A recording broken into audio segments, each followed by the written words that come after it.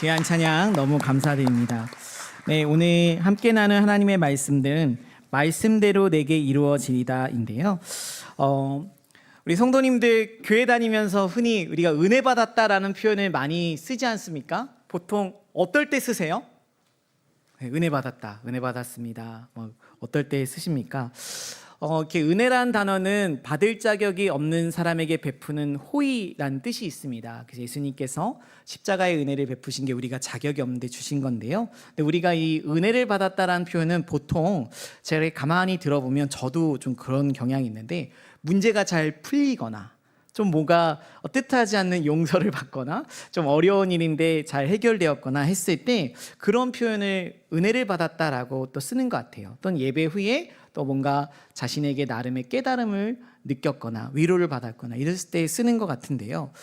근데 이 성탄절, 특별히 첫 번째 성탄절의 은혜는 천사는 은혜라는 단어를 굉장히 오늘 본문에 보면 많이 쓰이는데요. 우리의 기대와 다른 은혜가 쓰인 것 같아요. 마리아에게 찾아와서 천사는 그가 처녀인데 아기를 낳을 것이다 라고 얘기했어요. 그 말은 그녀의 평온한 일상을 뒤흔드는 불청객과 같은 말로 느껴졌을 겁니다. 왜냐하면 처녀가 당시 2000년 전에 아이를 낳는다고 하면 정혼한 요셉과 또 이혼을 할 수도 있고 소박한 행복들, 여인으로서의 미래들이 송두리째 흔들릴 수 있는 너무나 무서운 일이었기 때문에 그렇습니다. 그래서 어떻게 보면 이 은혜는 당혹스러운 은혜라고 생각할 수 있어요. 오늘 본문은 그런 당혹스러운 은혜 앞에 선 한 여인의 이야기가 기록되어 있는 겁니다. 이 이야기를 통해 첫 번째 성탄절, 예수님께서 오셨던 그 당시의 성탄절이 어떻게 준비가 되고 시작되었는지, 또 그 속에서 어떻게 그 은혜, 당혹스러운 은혜에 반응했는지를 좀 살펴보려고 하는데요. 그러다 보니까 이 성탄절, 첫 번째 성탄절의 시작은 생각보다 너무나 조용한 곳에서 일어나고요. 생각보다 너무 무겁게 일어납니다. 성탄의 이야기는 왕이신 예수님이 오셨지만 화려한 궁전에 시작되지 않았죠. 어디서 시작됩니까? 갈릴리 나사렛이란 동네. 당시에는 이름조차 사람들에게 알려지지 않은 아주 작은 마을이었어요. 그곳에서 한 여인, 당시 여인의 삶은 남성에 의해서 그의 운명이 좌지우지됐다고 해도 과언이 아닌데요. 요셉이라는 가난한 목수와 정혼한 젊은 여인 마리아에게서 시작됩니다. 아직 자신의 인생이 어디로 흘러갈지도 알지 못하는 평범한 한 청년, 처녀인 여인에게 하나님이 찾아오신 거예요. 올해 우리가 성탄절을 앞둔 이 주일에 하나님께서는 이 본문을 통해서 여러 가지 우리에게 주실 의미가 있겠지만 저는 이런 질문을 한번 성도님들과 해봤으면 좋겠어요. 하나님이 우리가 예상하지 못한 방식으로 말씀하신다면 과연 나는 어떻게 반응할 것인가 라는 거죠. 은혜가 때로는 우리의 계획을 방해하는 것처럼 보일 때 과연 나는 그것을 은혜라고 부를 수 있는가? 그것을 수용할 수 있는가? 진지하게 질문을 던져보게 됩니다. 오늘 우리는 천사를 통해 주신 하나님의 말씀과 이 당혹스러운 소식을 갖고 온 천사에게 보인 마리아의 반응을 통해 우리가 한번 성탄절을 맞이해야 하는 우리의 자세를 좀 살펴보려고 합니다. 첫 번째로 하나님은 우리의 예상과 다른 방식으로 찾아오십니다. 오늘 성탄을 위해 하나님이 마리아를 선택하신 이 이야기를 살펴보면요, 하나님이 말씀하신 방식이 정말 우리 예상과 너무나 달라요. 왕으로 예수님이 오셨고요, 또 많은 유대인들은 예수님이 화려한 다윗 왕국을 세울 거라 기대했기 때문에 왕궁에서 태어날 거라 생각했습니다. 그럼 당시 세상의 중심은 로마였잖아요. 로마 제국이 통치하던 시기니까 로마로 오셔야 됐을 것 같아요. 질서와 권력이 힘의 논리로 움직여지고 강한 자가 결정하고 가진 자가 지배했던 그 시대에 사실 왕이 태어난다면 로마에서 태어나는 게, 또는 적어도 예루살렘 왕궁에서 태어나는 게 맞을 것 같습니다. 그런데 하나님은 그 중심지가 아니라 변두리 중에서도 변두리, 나사렛이란 마을을 선택하시죠. 물론 구약의 선지자를 통해 예언한 것이지만 예언한 후에도 정말 그곳이 작은 곳인지는 알 수 없었겠죠.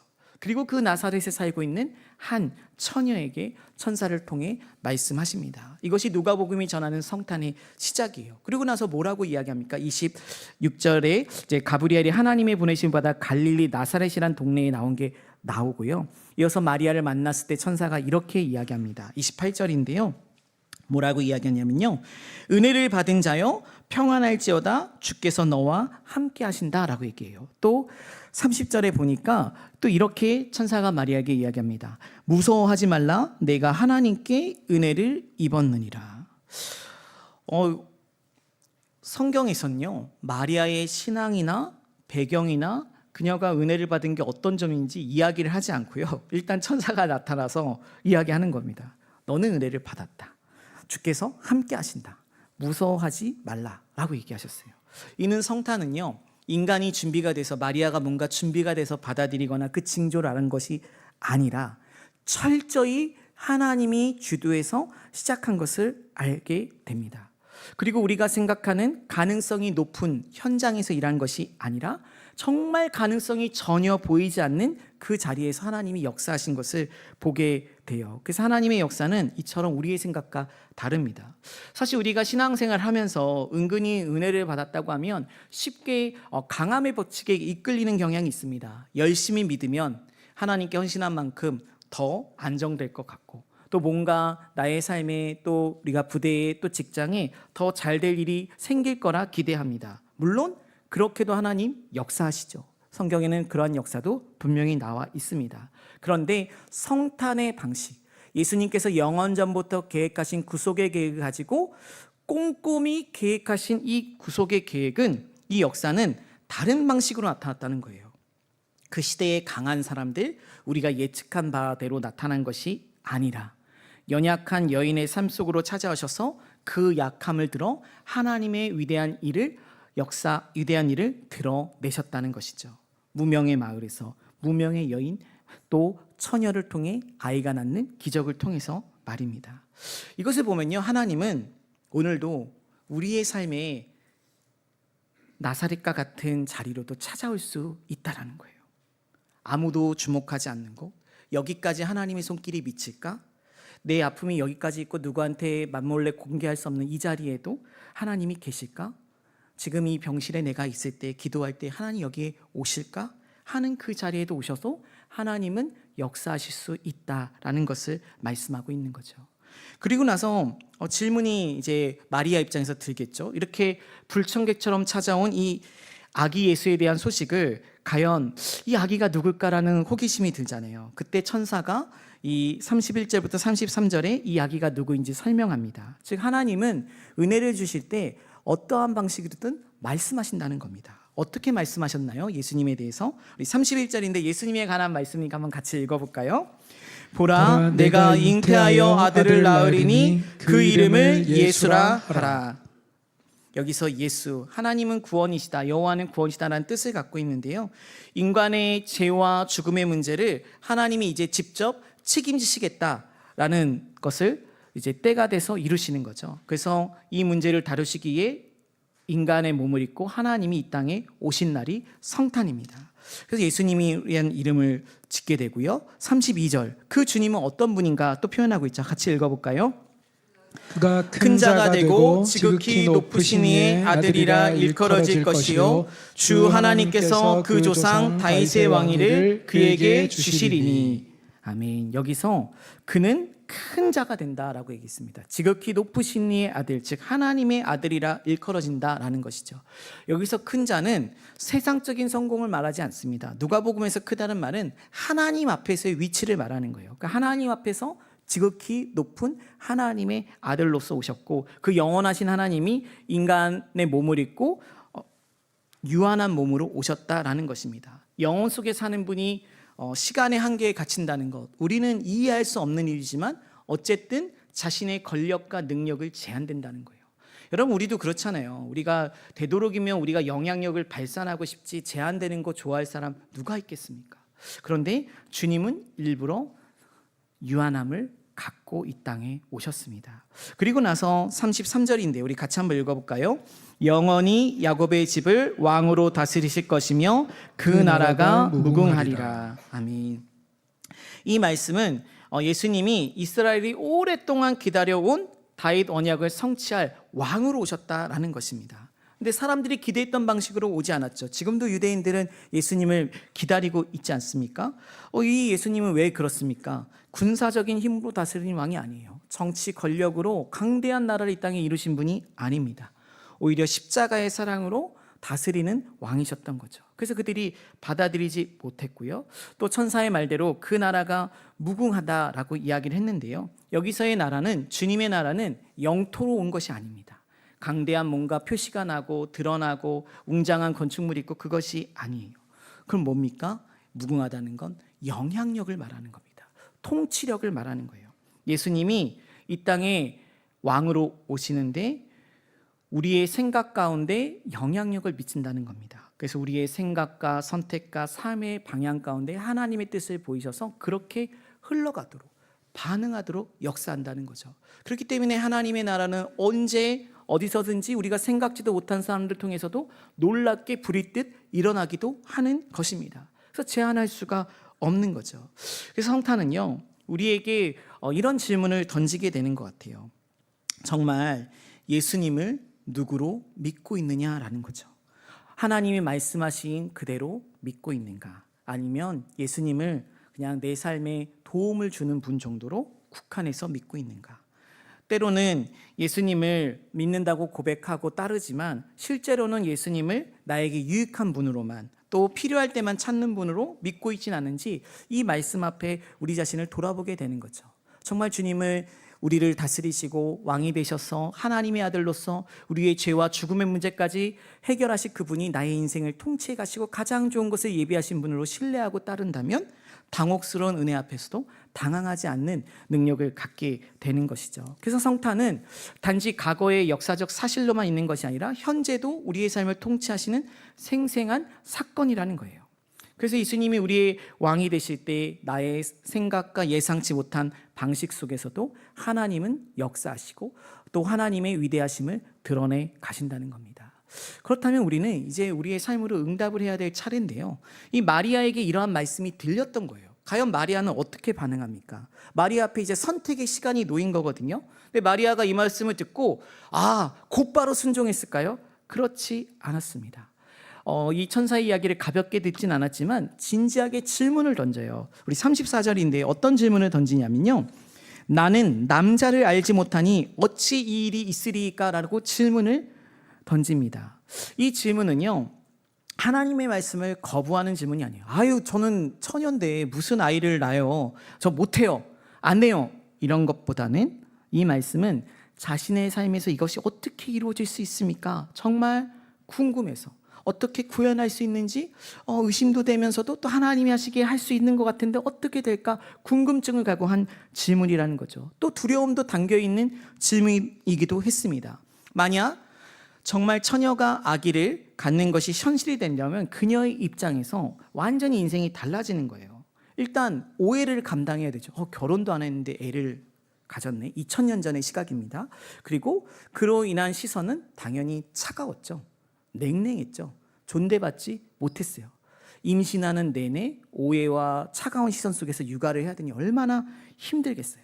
그리고 자칫 잘못하면 요셉의 협조가 없으면 율법의 정죄도 받을 수 있었습니다. 당시 가늠한 여인은 돌로 쳐서 공개적으로 사망할 수도 있었거든요. 그런 시대 속에 살았는데 하나님 이렇게 명령하신 거예요. 그러니 그녀가 받은 이 은혜가 얼마나 당황스럽겠어요. 근데 마리아는 감정으로 반응하지 않고 성급하게 결론을 내지 않고 일단 질문을 던진 거죠.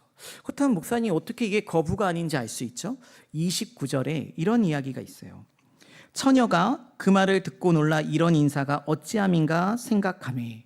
28절에 보면 천사가 마리아에게 나타나 은혜를 받은 자여 평안하라, 주님께서 너와 함께 하신다는 말을 한 인사를 너무 놀랍게 들은 거죠. 갑자기 천사가 나타나니까 얼마나 놀랐겠어요. 그런 가운데 생각했다라고 합니다. 이 생각은 이 천사의 인사가 뭔가 중요한데 어떻게 나 같은 여인에게 나타났을까? 그럼 이 천사가 한 말을 지금 내가 내 인생에서 어떻게 받아들여야 될지를 헤아린다는 거예요. 그래서 그런 관점에서 보면 이 34절의 마리아의 질문은 회피나 의심이 아니라 정말 하나님의 뜻을 어떻게 내 삶의 이 현실 속에서 자신의 머릿속으로는 도저히 이해가 안 되지만 어떻게 구현될까 고민을 담아서 드린 거라 할 수 있죠. 그런 마리아에게 천사는 무엇이라고 이야기합니까? 우리 35절 말씀은 같이 한번 읽어볼까요? 천사가 대답하여 이르되 성령이 내게 임하시고 지극히 높으신 이의 능력이 너를 덮으시리니 이러므로 나실 바 거룩한 이는 하나님의 아들이라 일컬어지리라. 아멘. 성령이 임하고 그 능력이 덮은다라고 약속하셨어요. 이 덮으심은 위험이 사라진다는 것이 아닙니다. 위험 속에서도 하나님이 함께 하신다는 거예요. 출애굽 때 구름이 백성들을 덮어 보호했듯이 성령의 덮으심은 고난이 없어지는 것이 아니라 고난 속에서도 하나님의 임재 가운데 감싸주시고 이겨낼 힘을 주신다는 거예요. 그렇게 성령의 능력이 그녀를 도와줄 것이다. 이러한 여러 가지 위협과 시선이 있을 때 지켜줄 거다. 또한 또 실제적인 예도 들어주시죠. 마리아의 친척 엘리사벳이었는데 노년의 나이였습니다. 오랫동안 자녀가 없었죠. 세례 요한의 어머니죠. 근데 아들을 그녀가 가졌다는 소식까지 알려줍니다. 그래서 나중에 만나지 않습니까? 천사는 이 일을 통해 하나님의 말씀은 불가능이 없다라고 선포해요. 그것까지 듣고 나서 질문을 했기 때문에 들은 거죠. 질문했기 때문에 하나님의 보호의 약속과 엘리사벳의 이야기까지 듣게 됩니다. 그리고 나서 마침내 마리아가 이렇게 고백하는 거죠. 38절에 보니 주의 여종이오니 말씀대로 내게 이루어지이다 고백을 합니다. 여러분, 마리아는요 생각과 질문의 시간을 거쳐서 순종의 자리로 나아간 겁니다. 다 이해했기 때문에 아멘 하고 순종한 것이 아니에요. 이해가 되지 않는 부분이 많지만 하나님의 신실하심을 더 신뢰하기로 선택한 거죠. 그래서 이 마리아의 고백은 미래에 될 일, 정말 이렇게 될 것이라는 확신보다는 하나님에 대한 경외심이 앞서 있었고 자신의 판단을 확신하기보다는 하나님에 대한 신뢰가 앞섰기 때문에 이러한 믿음의 고백을 한 것입니다. 저는 여기에 우리의 신앙이 성숙해지는 과정을 볼 수 있다라고 생각해요. 신앙은요, 신앙심을 가지면 질문을 제거하는 것이 아닙니다. 질문이 없어지는 게 아닙니다. 신앙이 깊어져도요, 질문이 더 많을 수 있어요. 단, 이 질문을 하나님의 말씀 안에서 다루는 거죠. 그래서 생각을 멈추는 것이 아니라 말씀 안에서 더 깊이 생각해 보는 거예요.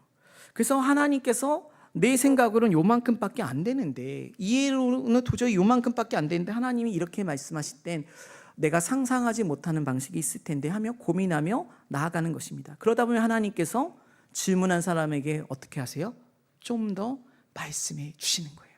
그게 오늘 마리아에게 들려주신 방식이고 우리에게도 지금도 여전히 일하시는 방식이라는 거죠. 참 감사한 것은 주님은 우리가 상상하지 못한 방식으로 일하시지만 말씀하신 것과 다른 방향으로 말씀하진 않으세요. 성경에 말씀하신 그 방향과 일치해서 말씀하십니다. 그래서 성탄은 단순히 아기 예수님의 탄생을 축하하고 마치는 절기가 아닙니다. 하나님의 말씀이 나의 구체적인 인생 속에 찾아오시는 사건이고 이것을 내가 어떻게 은혜 안에서 정말 은혜로 때론 당혹스러울지라도 받을 수 있는 준비가 되어 있는가를 생각해보는 절기라는 거죠. 때로는 하나님의 말씀은 내가 짠 계획표를 무시하는 것처럼 다가올 때도 있어요. 그런데 그것이 아니라 사실은 하나님의 계획을 우리가 결코 미칠 수 없기 때문에 교정하고 새롭게 하시는 하나님의 역사로 받아야 된다는 것입니다. 그 과정에서 우리 성도인들 마리아처럼 말씀 안에서 고민하고 정직하게 질문을 던져보십시오. 단 그 질문의 끝에서도 하나님의 신실하심의 울타리 안에서 그 질문을 행하시기 바랍니다. 그때 하나님께서 우리 각자에게 말씀하시고 들려주시는 또 하나님의 응답이 있을 거라 믿습니다. 그때 우리의 인생의 주도권을 내려놓고 주님의 통치를 마리아처럼 순종하기로 받아들일 때 이름 없는 나사렛이 우리의 구원자 되신 예수님을 배출한 마을이 됐던 것처럼 이름 없는 우리의 삶이 하나님 나라가 드러나는 복된 건축의 현장이 될 것이라 믿습니다. 하나님은 우리가 우리의 계산과 확신을 때로는 내려놓고 말씀을 삶의 한가운데로 받아들일 준비가 됐냐고 물으세요. 그때 여러분도 어떻게 고백하시겠습니까? 우리도 고민하고 생각한 뒤에 결국에는 이 마리아처럼 같은 고백을 해야 되지 않을까요? 주의 종이오니 주의 여종이오니 말씀대로 내게 이루어지리라. 말씀대로 자신을 내어드린 인생을 통해 하나님은 언제나 말씀대로 이루어 가십니다. 단 우리가 생각지도 못한 방식으로, 때로는 처음엔 당혹스러움으로 다가올 수도 있지만 하나님은 반드시 계획한 바를 이루시고 또 뜻하신 바를 보여주시며 우리의 인생을 복되게 이끌어 가십니다. 이번 성탄절기 우리가 하나님의 말씀 안에서 우리의 신앙을 돌아보고 하나님 앞에 어떠한 은혜든 그것을 수용할 수 있는 은혜의 그릇이 커지는 우리 해군중앙교회 모든 성도인들 되시기를 간절히 축원합니다. 시간 우리 같이 기도했으면 좋겠는데요. 우리 1, 2분간 기도했으면 좋겠습니다. 정말 우리가 하나님 말씀하신